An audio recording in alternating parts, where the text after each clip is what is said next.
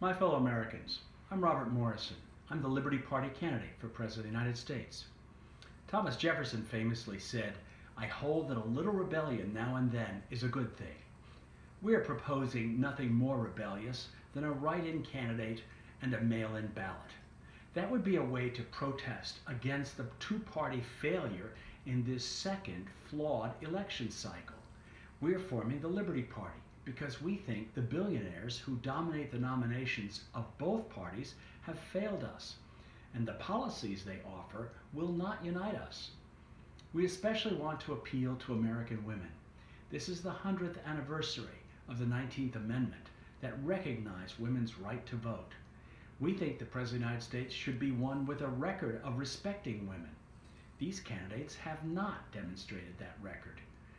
I would choose two exemplary women if elected. Former Congresswoman Jane Harman, a Democrat, would bring experience and wisdom to the post of Secretary of Defense. Hers is a voice of reason and moderation. She would make sure that sexual harassment has no place in our all-volunteer military. Likewise, Dr. Fiona Hill would be an excellent choice as Secretary of State. She knows the threat the Kremlin poses. She is a scholar, a writer, and an immigrant. She testified courageously during the impeachment hearings.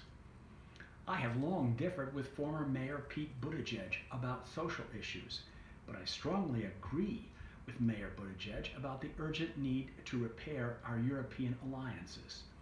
Trump has carelessly trashed them. Mayor Buttigieg wants a stronger North Atlantic Treaty Organization, NATO. I especially admired Mayor Buttigieg's sympathy message when Notre Dame of Paris was burning. This talented young man's perfect French would make him an ideal candidate to serve in two roles, ambassador to NATO and ambassador to France, if he's willing. We have not consulted any of these dedicated public servants, but we want to show them and you our openness to all talents. Our prayer is to bring America together. The coronavirus has killed 183,000 Americans. Trump has totally failed to cope with this emergency.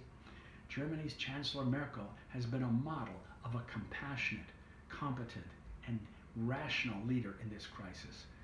Germany has suffered proportionately, barely 1/5 the death rate that we Americans have endured under this crazed, self-centered bungler. Death has stalked our streets like a lion seeking whom he may devour. We are pro-life, and we will give public safety the highest priority. We pray for an early end to this pandemic, and also for all those who risk their lives for us during this crisis. I'm Robert Morrison, and thanks for listening.